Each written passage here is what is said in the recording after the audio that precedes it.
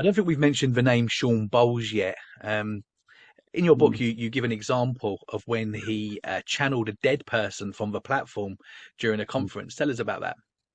Yeah, so that was a Bethel Leadership Conference at Bethel Church, and Bill Johnson was sitting in the audience, and Shawn Bolz really claimed that he was channeling. I mean, he didn't use the word channeling, but that he was receiving communication from a deceased prophet who's very well known and revered in our named Bob Jones, and he claimed that he was seeing Bob Jones like interact with Bill Johnson's deceased father and his deceased family members, and that Bob Jones was giving Johnson a message. It was something like, "Your next installment is coming," was the message, and that was interpreted by Bolz to mean that financial resources would be being released to Bill Johnson.